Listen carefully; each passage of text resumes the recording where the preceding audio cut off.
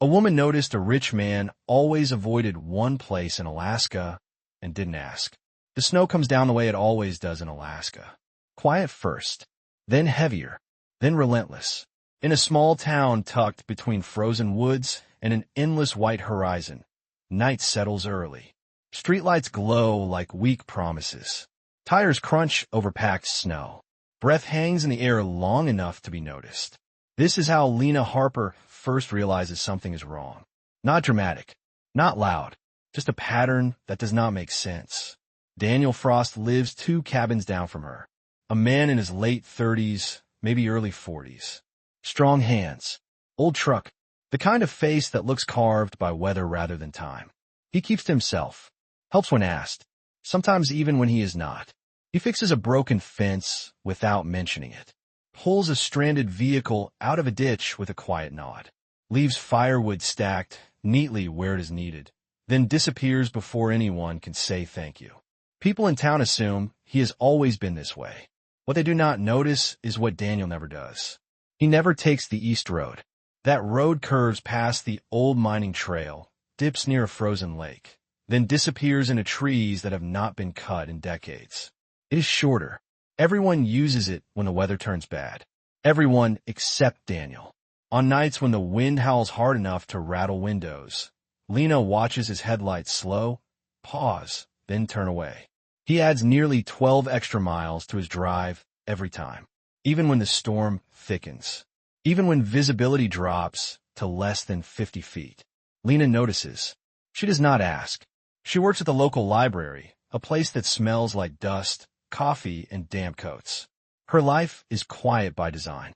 After years of people demanding explanations, she has learned the value of silence. In Alaska, silence keeps you alive. One evening, as the temperature drops below 0 Fahrenheit, Lena sees Daniel pull over near the edge of town. A man stands near an abandoned bus shelter, hunched, barely moving. A figure most people would pretend not to see. Daniel stops anyway. He steps out into the cold without hesitation, opens the back of his truck, hands over a thermos, a heavy coat. No questions, no lecture, just enough to get through the night. The man nods once. That is all. Daniel drives off as if nothing happened. Lena watches from a distance. She notices the way Daniel rubs his hands together before getting back into the truck, the way he stands still for a moment longer than necessary, staring down the road he refuses to take. The East Road, the place he avoids. She could ask him. Anyone else would. Instead, she turns back toward her car, because she knows what it looks like when a person is surviving something they do not want to explain. A few days later, the storm worsens. Wind speeds climb past 40 miles per hour. Snow erases tracks within minutes. The sheriff warns people to stay indoors. Emergency radios crackle with updates that sound the same every winter. Then a call comes in. A vehicle is stuck near the old mining trail, near the frozen lake, near the East Road. There is a pause when the location is mentioned. A hesitation no one comments on. Daniel is already pulling on his gloves before anyone finishes the sentence. Lena sees his truck start, sees the headlights cut through the storm. She realizes, suddenly, that this is the first time he has ever driven that way. She feels the question rise. Why now? Why today? Why there? The answer does not come. Not yet. The snow keeps falling. The road disappears beneath it. And somewhere beyond the trees, a place Daniel Frost has avoided for years waits in the dark. The story does not begin with who he is. It begins with where he will not go, and with the woman who notices and chooses not to ask. Because in Alaska, the cold does not just test your body. It tests what you're running from, and what you are finally willing to face. Morning in Alaska does not announce itself. It simply arrives. The light shifts behind the clouds, pale and slow, pressing against frost-covered windows. Snow keeps falling, but softer now, as if the night has taken most of the weight with it. Inside a small wooden cabin on the edge of town, warmth holds its ground. Daniel Frost wakes before the alarm. The stove still glows from the night before. A kettle sits where he left it. Boots line up neatly by the door, drying from yesterday. There is no rush. There rarely is. Outside, a dog stirs. Nails click softly on the porch. A low breath fogs the glass when Daniel opens the door, just enough to let cold air slide in. The dog steps inside, shakes snow from its fur, then settles near the stove without instruction. This is how days begin here. Not with plans, with patterns. Daniel pours water, measures coffee by habit, not by sight. He eats standing up, looking out at a world that looks the same every morning and somehow never does. The snow smooths everything down. Mistakes disappear. Tracks fade. In Alaska, routine is not boredom. It is protection. Across town, Lena Harper unlocks the library while the street is still quiet. Her breath shows as she turns the key. Inside, he hums to life. The lights flicker, then hold. She removes her gloves slowly, letting her hands adjust. Shelves wait where they always have. Books sit exactly where she left them. The same chair by the window catches the first usable light of the day. She does not rush to open. No one will come for another half hour. She likes that. Outside, the cold is sharp enough to punish carelessness. Inside, everything has a place. By mid-morning, the town begins to move. Trucks start. Doors open and close. Someone shovels snow with the same steady rhythm they have used for years. A man walks his dog past the post office, stopping briefly to greet someone he has known his entire life and still does not know well. Daniel drives slowly through town, taking the long way as he always does. The East Road is clear now. Plowed. Easy. He does not turn toward it. Instead, he drops supplies where they are needed. A box of canned food at the community shed. Extra gloves on a bench near the shelter. He does not stay long enough to be thanked. At the edge of town, near a stand of trees that blocks most of the wind, the man from the bus shelter sits on a crate, wrapped in the coat Daniel gave him the night before. Steam rises from a cup held between his hands. They exchange a nod. Nothing more. The cold does not care who you are. It treats everyone the same. Lena notices these things the way she notices snowfall. Without comment. Without urgency. She sees Daniel pass the library window. Every few days, always at the same hour, always with the same calm pace. Sometimes he comes inside. He never lingers. Returns a book. Takes another. Usually something practical. Manuals. Old histories. Occasionally a novel he pretends not to care about. They talk about the weather. About nothing that needs explaining. That afternoon, as the light fades earlier than expected, Lena watches snow pile up again.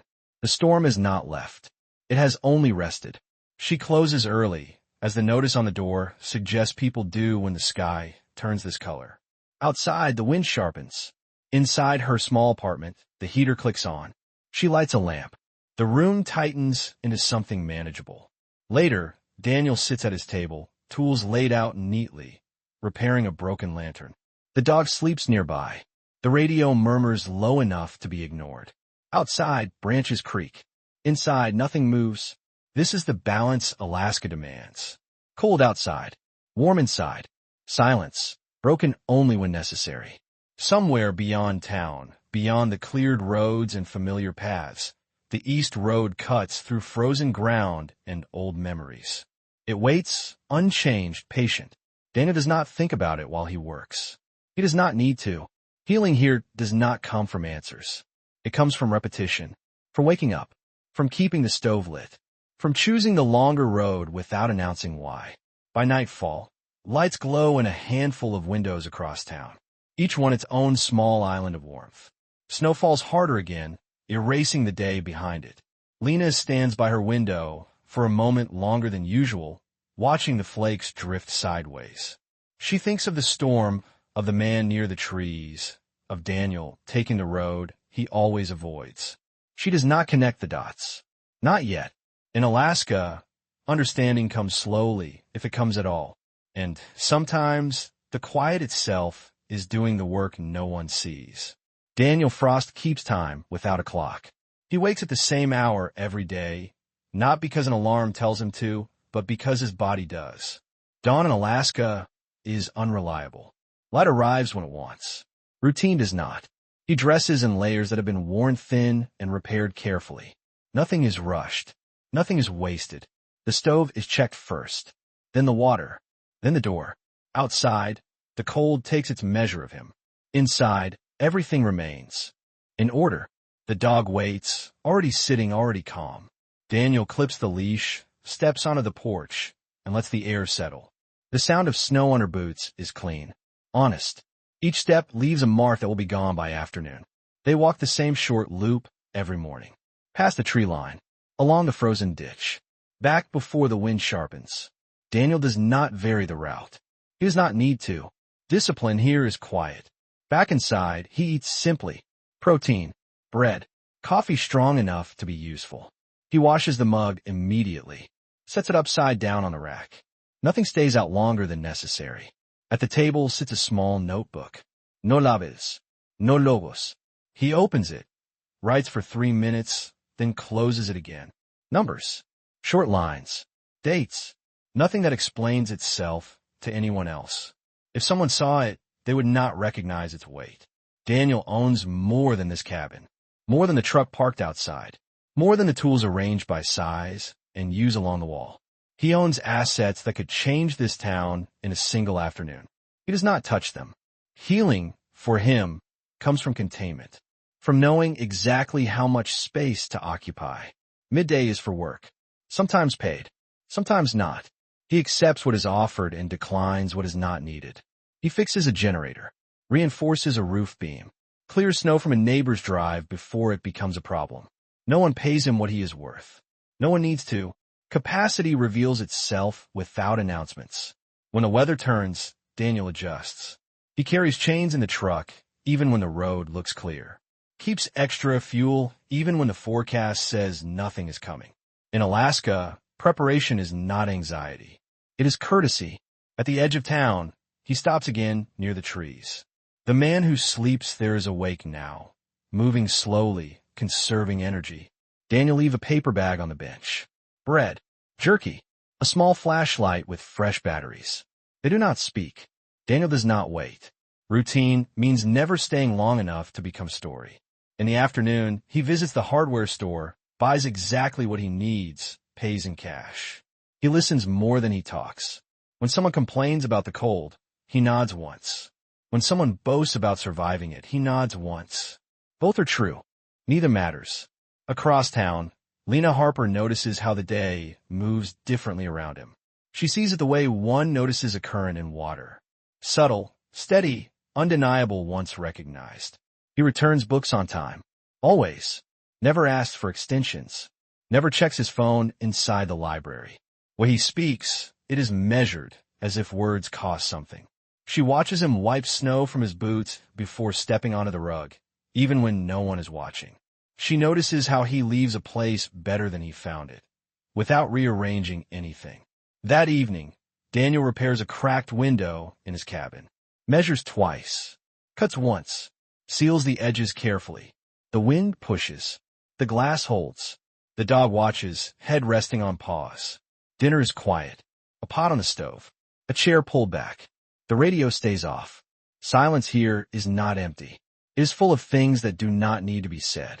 Later, as night settles and the storm threatens again, Daniel steps outside and looks toward the east. The road is invisible now, buried under fresh snow, but he knows where it runs. He always has. He does not move toward it. Instead, he checks the locks, feeds the dog, sets the lantern where it can be reached without searching.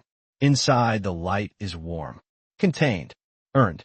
This is how a rich man heals in Alaska. Not by spending, not by proving, but by shrinking his world until it fits inside his hands, and then caring for it with absolute precision. Outside, the cold continues its work.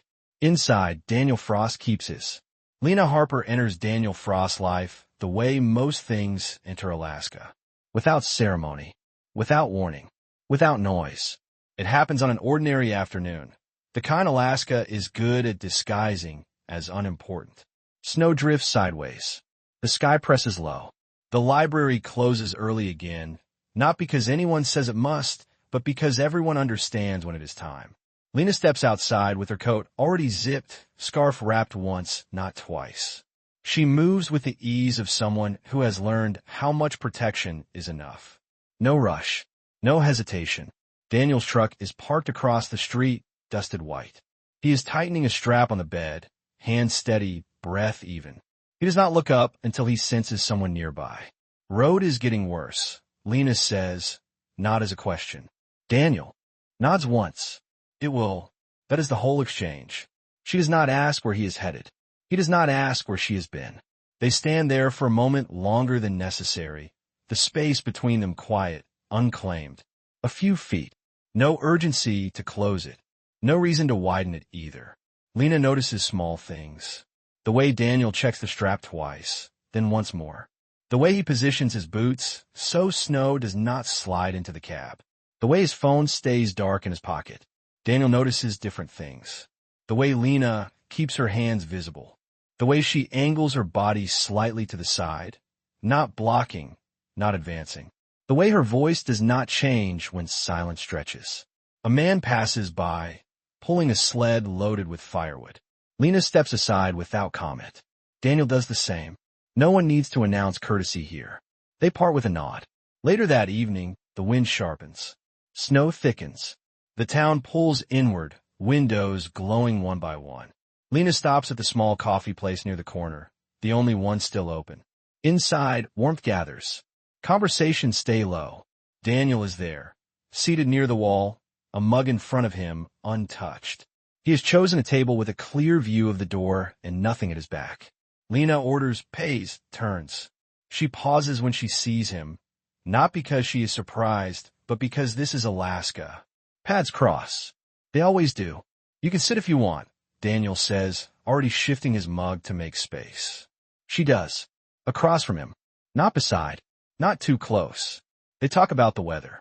Again. About the road conditions. About how long the storm might last.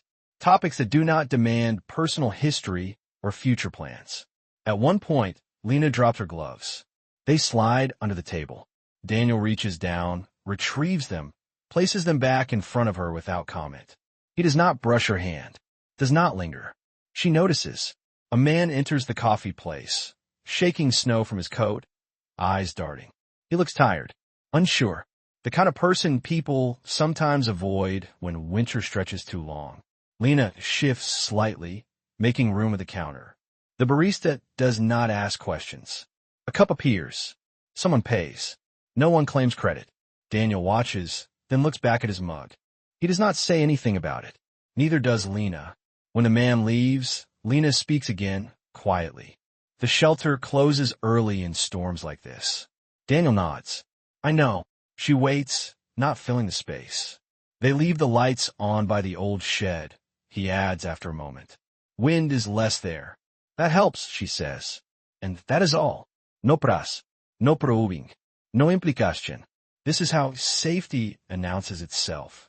Not with promises, with restraint. Outside, the snow deepens. Daniel stands, pulls on his coat. I take the long way, he says, not looking at her. I figured, Lena replies, just as simply. She does not ask why. He does not explain. When she steps back into the night, Lena feels the cold bite immediately. She walks slower than necessary, listening to the quiet of the town. Somewhere a dog barks once. A door closes. A truck engine turns over, then fades. At her apartment, she turns on a single lamp, sets her keys in the bowl, hangs her coat where it will dry. The room fills with a small, steady warmth. She thinks of Daniel Frost, of the way he sits with his back to the wall, of the way he gives without staying to be seen. She does not build stories around him. She has learned not to. If you have ever lived in a place where winter decides everything, you know this kind of presence. The kind that does not rush you. The kind that does not demand explanations. The kind that simply stays where it is, steady, making space without taking it. Outside, Daniel's truck moves through the snow, taking the longer road again. Headlights cut through white. Tracks disappear behind him almost as soon as they form. He does not know Lena is watching from her window. She does not wave. He does not look up. In Alaska, connection does not announce itself when it begins. It waits. And sometimes, the safest thing a person can do is notice and choose not to ask. The first real contact happens without a plan. It is late morning, the kind that feels like afternoon because the light never quite commits. Snow has eased into something finer, drifting instead of falling. The town exhales and resumes its small movements. Daniel Frost parks his truck near the grocery store, engine idling just long enough to settle. He steps out, pulls his hat lower, checks the bed once, then shuts the door. Inside, the store is warm and narrow, shelves close enough to brush your shoulder if you're not careful. Lena Harper is already there. She stands near the end of an aisle, holding a basket, deciding between two cans that look nearly identical. She glances up when Daniel's boots sound against the floor, then returns to the shelf without comment. Daniel reaches for bread, then beans, then coffee. He does not rush. He does not wander. At the register, there's a pause. The card reader freezes, screen blank. The cashier sighs, presses a button, waits. No one complains. Daniel sets his items down, then steps back half a pace, giving space without being asked. Lena does the same. The line becomes a quiet arrangement of winter coats and patience. When the reader comes back, Lena goes first. She pays, moves aside. Daniel steps up. Outside, the wind lifts again, sharp but brief. Lena pulls her scarf higher as she steps onto the packed snow. Daniel holds the door open without looking at her, letting it close on its own time. Storm passed quicker than they said. She remarks, not stopping. Usually does, Daniel replies, matching her pace. They walk toward their vehicles, paths parallel, not converging. The distance between them remains comfortable, measured in feet, not inches. Lena's basket is heavier than it looks. One handle strains. Daniel notices. He does not reach for it. You want a hand? He asks, already slowing. She considers for a second, then nods once. That would help. He takes the basket, carries it the last few steps to her car, sets it down carefully so nothing shifts. Thanks, she says. No problem. That is it. No names yet. No questions about where they came from or where they are going. The exchange ends where it should. Later that afternoon, the town changes again. Snowplows pass through, loud and brief. Children appear for a few minutes, then disappear. Dogs bark, then settle. Daniel is shoveling near his cabin when he hears footsteps that are not his own. He pauses, rests the shovel against the porch. Lena stands at the edge of the drive, hands in her pockets, not crossing an invisible line. There is a box of books headed for recycling, she says. Some old manuals. I thought you might want them before they go. Daniel considers. I can look. She nods, turns back toward the road without waiting for him. They walk together this time, still not close. The air between them remains clear, unclaimed. At the library, Lena unlocks the side door, lets him in, then steps aside. The box sits near the counter. Daniel kneels, sorts quietly. Keeps two. Puts the rest back exactly as they were. These will do, he says. Take them, Lena replies. They were just sitting. He does not ask why she thought of him. She does not explain. As he turns to leave, he notices a small detail. The sign by the door reads, "Closed due to weather." Underneath, in smaller letters, "Please be safe." It is handwritten. Simple, not official. Daniel pauses, looks at it, then nods once, as if acknowledging a shared understanding. Outside again, the light shifts toward evening. Snow begins to fall, thin and persistent. At the edge of town, near the trees, the man Daniel checks on sits with his back to the wind. Daniel stops, sets down a small bag. Lena, a few yards behind, waits without comment, eyes on the road, not on the exchange. They continue walking after, the moment passing without ceremony. You walk this way often, Daniel says, not a question. Yes, Lena answers. It is quieter. He nods. It is. They reach the split where their paths separate. Daniel slows. See you around, he says. I expect so, Lena replies. Neither smiles. Neither needs to. As Daniel heads back toward his cabin, he becomes aware of something subtle. The day has shifted, not dramatically, not enough to be named, just enough to be noticed later. Routine has expanded by a fraction, not interrupted, not challenged, simply widened. Behind him, Lena turns toward her apartment, boots finding their rhythm on the snow. She does not look back. First contact does not announce itself here. It settles quietly, like snow on a roof, adding weight only after time has passed. And in Alaska, That is how you know something has begun. The first shift begins the morning after the storm settles. Not announced, not scheduled, just there. Snow lies heavier than it looks, packed down by wind and night. The town moves slower, as if testing each step. At the edge of the main road, the old community shed stands. With its lights on, the sign out front is crooked. Someone has tried to straighten it before giving up. Daniel Frost parks his truck without taking the closest spot. He does not need to be here. No one has asked him to come. He steps out anyway, pulls on gloves, and crosses the lot with the same unhurried pace he uses everywhere else. Inside, the air is warmer than expected. Not comfortable, just workable. A handful of people move quietly. Shovels lean against the wall. Boxes sit open, their contents plain. Canned food, blankets, batteries, things that disappear quickly in Alaska. Daniel picks up a shovel. He does not look around for direction. He starts where the snow is deepest, near the back door that sticks when ice builds up. The work is simple. Lift, push, clear, repeat. An hour passes without comment. At some point, Lena Harper arrives. She pauses in the doorway, brushing snow from her coat, taking in the room without searching for anyone. Her eyes move once around the space, then settle on Daniel, bent slightly at the shoulders, working with steady rhythm. She does not react the way people usually do. She does not smile in surprise. She does not wave. She does not ask what he is doing there. She hangs her coat, steps into the room, and picks up a clipboard.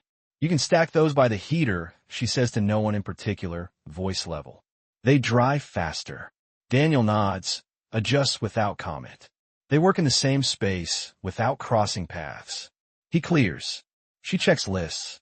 He carries boxes. She notes what is missing. Their movements stay separate, but coordinated, like people who have done this before without knowing it. Someone drops a box. It splits at the corner. Daniel kneels, gathers the cans before they roll. Lena steadies the box with one foot, then steps back. "Thanks," she says. He sets the cans inside. "No problem." That is all. Outside, wind rattles the door. Inside, the room tightens into something purposeful. The heater hums. Boots line up by the wall. A dog wanders in, lies down, then wanders out again. Daniel works without checking the time. When a task finishes, he finds another. When nothing is obvious, he waits. Lena notices that too. At midday, someone brings coffee in paper cups. No one keeps track of who takes one. Daniel does not. Lena does. She sets one aside near the back, untouched. When Daniel reaches for it later, she is not watching. Or maybe she is, from the corner of her eye. Either way, she does not say anything. An older man asks Daniel if he has worked construction before. Daniel answers with a single word. Some. The conversation ends there. At the far end of the room, the man from the trees sits quietly, hands wrapped around a cup, watching without staring. His coat is still too big. The flashlight Daniel gave him hangs from his belt. Lena moves past him, adjusts a blanket on the bench without asking.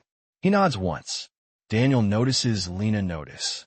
In the afternoon, the snow outside begins again, lighter this time, drifting down in a way that looks almost careful. The shed grows quieter. Tasks finish. People leave in pairs or alone. Daniel keeps working. Finally, Lena speaks again, closer now, not too close. "We're almost done." He nods. "All right." She waits. Does not assign him anything else. Does not suggest he stay or go. When he finishes stacking the last box, Daniel removes his gloves, sets them on the bench, and looks around once, as if checking whether he has missed something. He has not. Lena closes the clipboard, slides it onto the counter, and meets his eyes for the first time that day. "You do not have to come back," she says evenly. "I know," he replies. Neither of them adds anything. That is the twist. The town has seen men like Daniel before. People who arrive with quiet generosity and leave just as quietly when they feel seen. What usually follows is a test. Questions. Gratitude that asks for more than it should. Lena offers none of that. She does not thank him. She does not ask where he learned to work that way. She does not ask why he chooses this place, this task, this hour. She simply unlocks the side door and lets the cold back in. Outside, Daniel pauses on the step. The east road, lies somewhere beyond the trees, invisible under fresh snow. The long way home stretches ahead, familiar. Lena stands just inside the doorway, holding it open without leaning on it. If you need anything, she says, not as an offer, not as an invitation. Just a fact. You know where. This is. He nods. Edo. He leaves. That night, Lena walks home slower than usual. Snow gathers on her shoulders. She does not brush it off right away. From her window, she later sees Daniel's truck pass, lights steady, turning away from the shorter road again. The first shift has answered one question. Why Daniel helps? But it opens another. Why someone who does not need to work chooses to show up, do the work no one sees, and leave without staying to be counted. In Alaska, that kind of choice carries weight. The snow keeps falling, and somewhere between the shed with its crooked sign and the road Daniel avoids, a line has been crossed quietly, without witnesses, without words. Not toward romance, not toward trust, but toward something harder to name.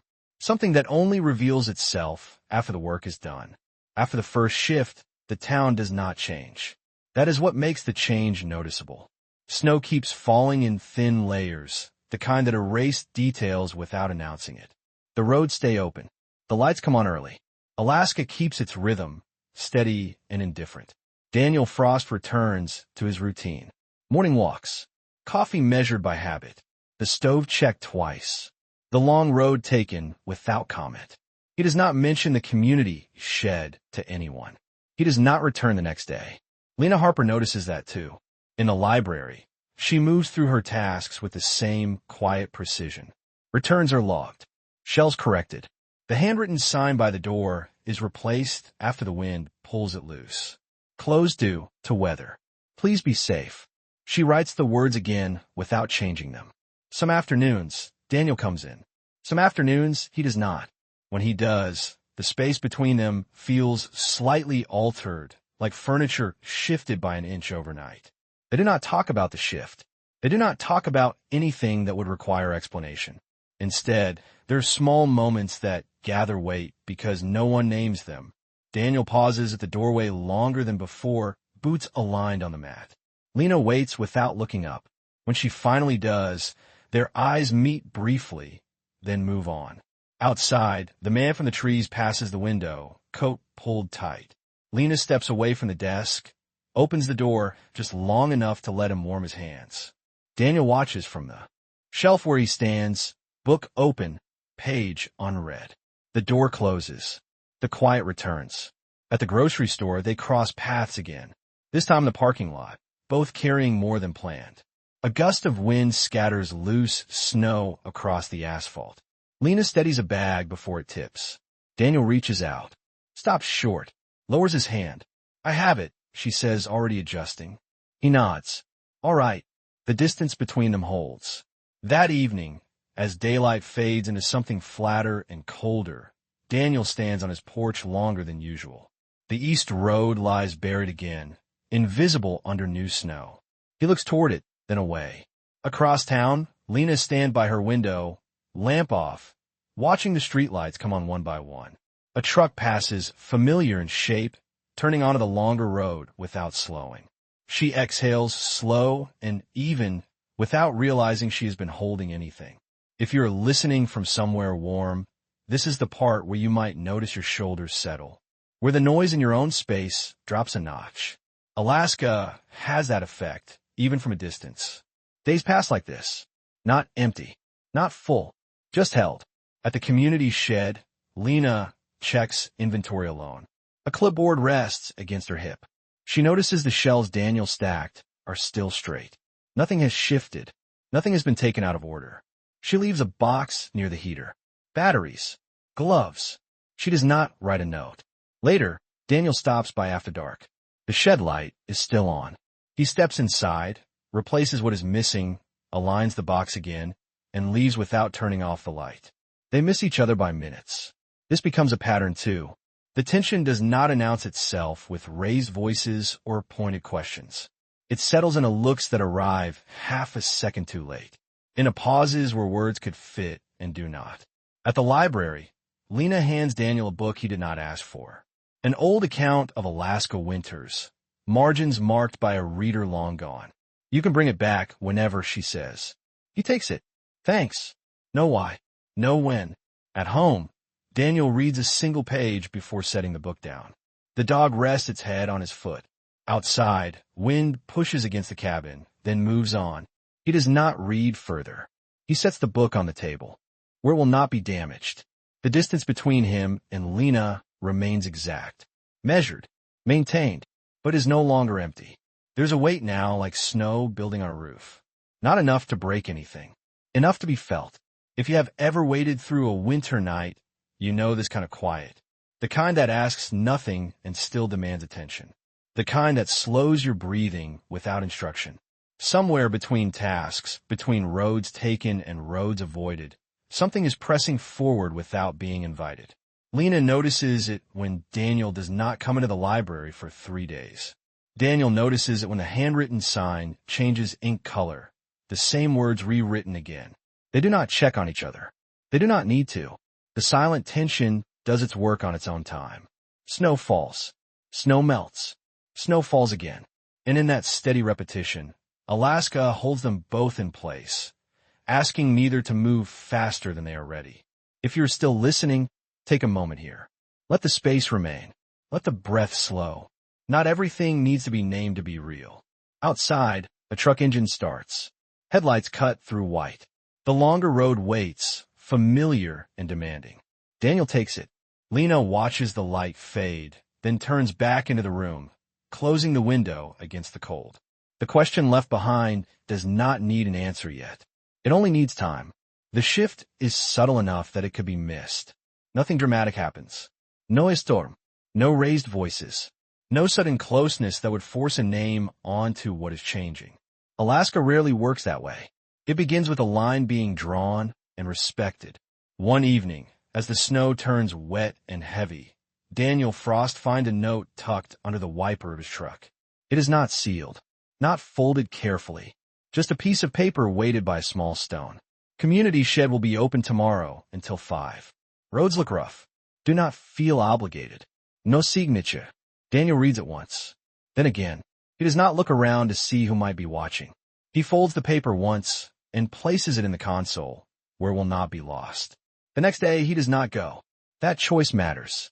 Lena Harper notices the empty space in the shed where he might have been. She notices it the same way she notices weather changes. Without commentary, without urgency. She does not fill the space he leaves. Later that afternoon, Daniel returns a book to the library. He places it on the counter instead of handing it to her. Steps back. Waits. Lena checks it in. Slides it aside. Looks up. You did not finish it, she says, not accusing, not curious. No, he replies. That is fine. She does not ask why. She does not suggest another. That is the boundary. Clear, clean, undisturbed. They stand there for a moment longer than required. Not close. Not far. Outside, the wind rattles the windows. Inside, the heater hums low. There is coffee, Lena says, nodding toward the back. If you want some. Daniel considers, then shakes his head. Not today. All right. The offer is not withdrawn. The refusal is not noted. Trust moves like that here. Offered. Declined. Still present. As weeks pass, these moments repeat in small variations. A glance that asks nothing. A door held open without expectation. A task left undone because it is not needed. Daniel begins to arrive at the library at different hours. Not hiding. Not seeking. Simply adjusting. Lena does not comment on the change. One afternoon, the man from the trees waits near the side entrance, hands tucked in his sleeves too short for the cold. Lena brings out a thermos and sets it on the bench between them, not handing it directly, not staying to watch. Daniel appears minutes later, stops when he sees the scene, then continues walking without slowing. Later, Lena finds a heavier coat folded neatly on the same bench. No note, no name. She leaves it there. That evening, snow begins again, fine and persistent. The town pulls inward. Daniel drives the long road, headlights steady. Halfway home, he stops, engine idling, listening to the wind push against the truck. He thinks of a note under his wiper. of the way Lena said, "Do not feel obligated without looking at him." He turns back. At the community shed, the light is still on. Lena stands inside, checking locks, finishing the day. She looks up when the door opens, not startled, not relieved. "You are late," she says. "Yes. We are closing." "I know." She watches as he sets down a small box near the heater. Gloves. Thick socks. The kind that disappear quickly. No one sees who brought them. "I will lock up," she says. He steps back, giving her space. Does not touch the door. Does not reach for the keys. She locks it. Tests it once. Then again. Outside, they stand beneath the light, snow collecting on their shoulders. "This does not mean you have to keep coming," Lena says evenly. "It does not," Daniel agrees. Neither of them smiles. The boundary remains. But something else is there now. A line they both see. A line they both choose not to cross and not to erase. As they part, Lena speaks once more, quiet but clear. "If you ever do not want to be seen, the side door stays open later." Daniel nods. "Thank you. That is the trust. Not an invitation. Not a promise. Just knowledge offered and accepted." Later, alone in her apartment, Lena sets the stone from the note on her windowsill. She does not know why she keeps it. She does not need to. Across town, Daniel places the folded paper back in the console, smoothing it once before closing the compartment. Outside, Alaska keeps its watch. Snow falls. Roads narrow. Light fades early. Inside the spaces they have not entered, something shifts by a fraction. Closer without touching. Clearer without explanation. Boundaries do not weaken what is growing between them. They shape it. And for now, that is enough. Movement enters the story the way it always does here. Sideways. Brief. Enough to disturb the surface without breaking it. The routine continues, but it no longer repeats the same way twice. Daniel Frost still wakes before light. Still checks the stove. Still walks the same loop with the dog. But now there are small adjustments, almost invisible unless you're looking for them. He leaves 10 minutes earlier. He carries an extra set of gloves in the truck. He stops once more than usual along the long road, listening before he moves on. Lena Harper notices the changes without cataloging them. At the library, the side door stays unlocked longer. The coffee pot is filled twice. The handwritten sign remains the same, but the ink is darker, pressed harder into the paper. "Please be safe." One afternoon, the town shifts just enough to register. A car slides off the road near the bend by the frozen river. Not far, not dramatic. The kind of thing that happens when the temperature drops faster than expected. Tires lose their conversation with the ground. Daniel is already slowing when he sees the hazard lights. He pulls over without turning on his own, steps out into the cold with his jacket still unzipped. The driver is young, nervous, more embarrassed than injured. The car sits angled, one wheel uselessly spinning snow into air. Daniel does not take charge. He does not raise his voice or wave traffic down. He stands where he is, assessing, letting the driver talk himself through the moment. "You are not stuck," Daniel says finally. "You are just sideways." They work together. Chains. Slow pressure. No sudden movements. The car rights itself inch by inch, then settles. When it is done, the driver thanks him too quickly, already retreating back into the warmth. Daniel nods once, returns to his truck, drives on. By the time Lena hears about it later, the story has already softened. Someone helped. Someone left. No one can describe him clearly. That is how rescue works here. It does not create heroes. It restores motion. That evening, Daniel arrives at the library with snow clinging to his coat. Lena looks up from the desk. "Road was slick," she says. "It was." She does not ask more. He returns a book and pauses, fingers resting on the counter. For a moment, it looks like he might speak. Instead, he moves his hand away. Lena notices a faint scrape on his knuckle. Old. Reopened. She does not comment. Routine again.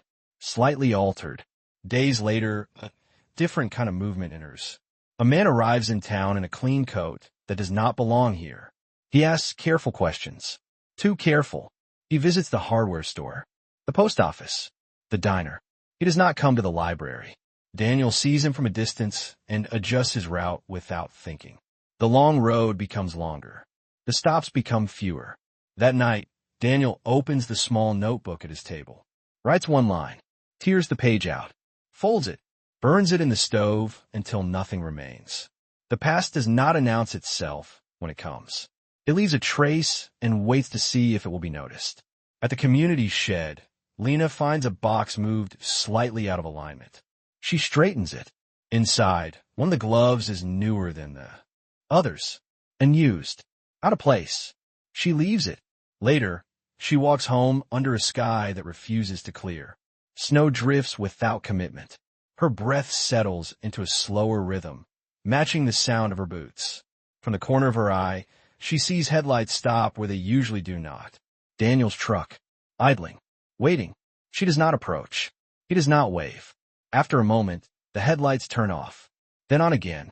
The truck pulls away, taking the longer road once more. The routine has changed again. At the library the next morning, Lena finds an envelope tucked between returned books. No name, no address. Inside, a donation receipt for the community shed. The amount is larger than expected, larger than necessary. She does not look for Daniel. She files the receipt, writes no note. That afternoon, the man in the clean coat appears again, closer this time. He speaks to the sheriff. They stand near the edge of the road, conversation brief, contained. Daniel watches from his porch, unseen. Lena notices the sheriff's truck parked longer than usual. She notices Daniel does not come in that day. That night, the wind sharpens. Snow falls harder. Alaska closes ranks. If you're listening now, you might feel the pace quicken just slightly. Not enough to rush. Enough to keep you awake. Somewhere between the rescue that did not ask for gratitude and the visitor who did not ask the right questions, the story tilts. Routine repeats. But it carries weight now. Daniel checks the stove twice. Then a third time. Lena rewrites the sign by the door. Same words. Thicker line. Please be safe. Outside, a truck passes on the long road, headlights steady, choosing distance over speed. Inside, two lives continue in parallel, closer than before, separated by inches and unspoken things. The motion does not break the quiet. It proves it can hold. And in Alaska, that is how you know the ground is about to shift. The consequence arrives without drama. It does not knock. It does not raise its voice. It simply shows up the way winter does when a forecast sounds confident and turns out to be wrong. The sheriff's truck idles longer than usual outside the post office. No lights, no siren, just presence. People notice, then move on. Alaska has learned the difference between danger and attention. Daniel Frost notices anyway. He takes the long road earlier than usual that morning, leaves before the light, tries to decide what time it is. At the bend near the frozen river, he slows, listening for the sound of tires that do not know where they are going. Nothing. He continues. At the community shed, a new lock hangs on the door. Shiny, recent. Someone has written a number on a piece of tape and stuck it to the frame. Inventory control, the sheriff had said the night before. Just procedure. Daniel does not touch the lock. He leaves a box by the heater instead. Gloves. Socks. A small radio with fresh batteries. He steps back, checks the placement, then walks away without testing the door. That choice cost him something small. At the grocery store later, the clerk pauses before ringing him up. A glance. A half second too long. You helping out over there? The clerk asks, casual. Sometimes, Daniel replies. The receipt prints slower than usual. Across town, Lena Harper hears about the lock from someone who does not think it matters. She nods, files the information the way she files weather reports. Useful, not urgent. That afternoon, she finds a note taped to the library door. From now on, side door closes at 4. Thank you for understanding. The handwriting is not hers. She peels it off, rewrites it. Same words, thicker line, places it back. When Daniel comes in later, he stops at the threshold, reads the sign, looks up. I did not change it, Lena says, before he can ask. I know. They stand there, the distance between them slightly reduced by circumstance, not choice. I will use the front, he adds. That works, she replies. The boundary shifts. Narrower, clearer. That evening, The man in the clean coat appears again, this time closer to Daniel's cabin. He does not knock. He does not approach. He stands by his car, phone pressed to his ear, looking at the trees like they owe him something. Daniel watches from inside, light off. The dog does not bark. After a minute, the man leaves. The consequence is small, but it lingers. The next day, Daniel does not stop at the library. He passes once, slows, then continues. Lena notices the empty space where he usually parks.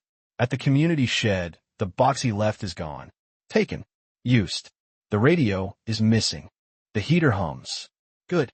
That night, Lena walks home later than usual. The snow has turned granular, sharp underfoot. Halfway down the block, a car door slams behind her. She stops. Listens. Daniel's truck pulls up beside her, slow, controlled. He lowers the window, just enough to speak. You want a ride? He asks. She considers. Looks at the street. The distance left. The way the wind is cutting across open space. Yes, she says. Inside the truck, warmth gathers quickly. The radio stays off. The road hums under tires that know it. They do not talk. At her building, Daniel pulls over. Does not turn off the engine. Thank you, Lena says. He nods. Anytime. She opens the door, then pauses. The lock is temporary. I figured. I did not ask for it. I know. The words settle between them, heavier than before. This is the cost. Not danger. Not loss. Adjustment. Later, alone in his cabin, Daniel opens the notebook, writes nothing, closes it again. He sets it on the shelf instead of the table. Across town, Lena sets the rewritten sign back in its place after the wind pulls it loose again. She presses the tape harder this time. Please be safe. The sheriff's truck passes once more, slower now. Then not at all. The consequence does not resolve anything. It does not force a decision. It simply redraws the lines. Daniel still takes the long road. He still helps where help does not need permission. But he leaves earlier, stays later, makes himself smaller where attention has begun to collect. Lena notices the shift and adjusts with him. Offers less. Holds more. Their distance changes by inches. Enough to be felt, not enough to be named. In Alaska, this is how balance is restored. Not by removing weight, but by redistributing it. Snow falls again, thin and persistent, covering tracks as quickly as they form. The consequence has been paid. Not in full, just enough to move the story forward without breaking it. The realization does not arrive as a thought. It arrives as a pause. Daniel Frost stands at his window before dawn, the kind that does not promise light, only a softer dark. The stove hums low. The dog waits without asking. Outside, snow settles into the shapes it has learned to trust. He does not reach for the notebook. Instead, he watches the long road where it bends out of sight. He notices how often he has been choosing distance lately. How carefully. How automatically. He notices how the road has stopped feeling like avoidance and started feeling like a decision. He pulls on his coat and steps outside. The air bites. Clean. Exact. The kind that makes you count your breaths without trying. He walks the short loop with the dog, then extends it by a few yards. Not toward the east. Not away from it either. Just enough to feel the ground respond. Back inside, he pours coffee and does not drink it right away. He sets the mug down, steam lifting, and waits until it cools enough to be held without thinking. Across town, Lena Harper opens the library earlier than usual. The light inside warms slowly, like it needs permission. She checks the door signs, adjusts one corner of tape, leaves the words unchanged. Please be safe. She does not expect Daniel to come in today. She does not expect him not to. The day moves on. At the community shed, the new lock remains. The box by the heater is different now. Someone has added scarves. Someone else has taken a radio and returned it. The hum of use is quiet but steady. Daniel arrives in the late afternoon. He does not test the lock. He does not add anything.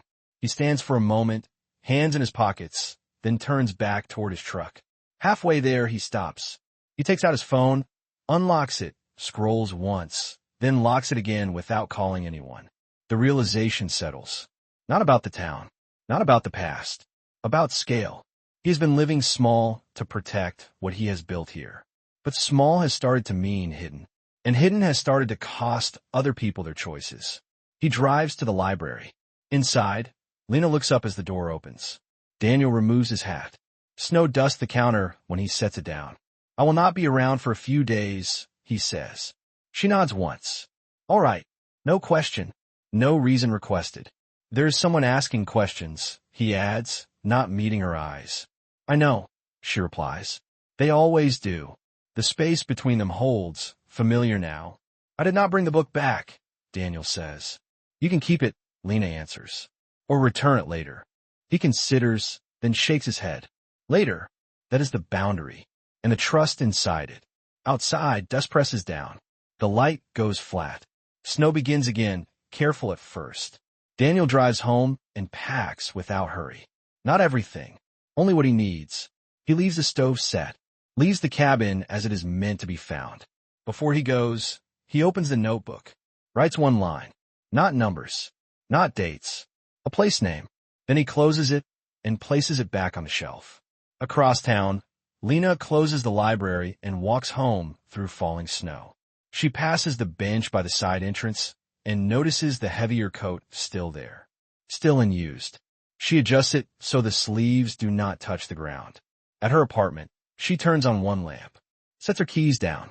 Breath slows to match the room. If you're listening now, you might notice something similar. A small easing. Not because anything has been solved, but because something has been acknowledged. Sometimes that is enough to widen what you can hold. The next morning, Daniel leaves town before the light shifts. He takes the long road once more, but this time he does not slow where he usually does. He keeps going, steady, deliberate. At the bend near the frozen river, he pulls over briefly, steps out, looks at the ice, the trees, the space where tracks disappear. He does not linger.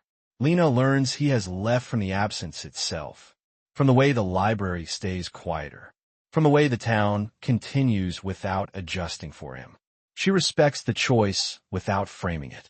Days pass. Snow falls. The lock stays. The sign remains. When Daniel returns, it is without announcement. He parks where he always has, walks in as if no time has passed. Lena looks up, meets his eyes, nods. No confession, no explanation, just recognition. The realization has done its work. And for now, that is all it needs to do. Routine returns the way it always does. Unannounced, unimpressed by what has shifted beneath it. Morning settles over the town with the same pale light. Snow lies where it fell.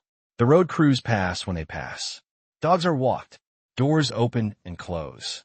Alaska holds steady. Daniel Frost wakes before the stove clicks. He checks it anyway. Pours water. Measures coffee by habit. The mug warms. His hands as it always has, but he waits a moment longer before drinking. Outside, the dog stretches, then sits patient. They take the same loop. Past the trees. Along the ditch. Back before the wind sharpens. Tracks appear and fade. The ground remembers nothing. But Daniel notices more than he did before. The way the cold feels less like a test and more like a fact. The way the long road no longer feels like distance, only direction. He still takes it. He simply does not think of it the same way. At the cabin, tools are laid out as before. Aligned. Ready. The notebook stays on a shelf. It is not opened. It does not need to be. Across town, Lena Harper unlocks the library. The light flickers, then holds. She straightens the sign by the door without reading it again. Please be safe. Inside, warmth gathers. Books wait. The chair by the window catches the first usable light. She fills the coffee pot and leaves it on longer than necessary. Daniel comes in late morning, as if nothing has happened. He wipes his boots, steps inside, returns a book he finished this time, placing it on the counter with care. Good read? Lena asks. Yes. She checks it in, slides it aside. You can take another. He nods, picks one without asking for help. They stand there for a moment, the space between them familiar and altered at once. No questions, no summary of where he went or why he returned. Routine does not require explanations.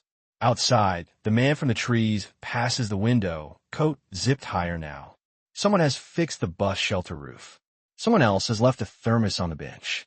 Use continues. Quietly. At the community shed, The lock remains, but the tension around it does not. Boxes are stacked neatly. Gloves come and go. The radio hums low, tuned to a station that fades in and out. Daniel stops by in the afternoon. He does not add anything. He does not take anything. He straightens a stack and leaves. Lena notices the change in how he moves through shared spaces. Less careful about being unseen.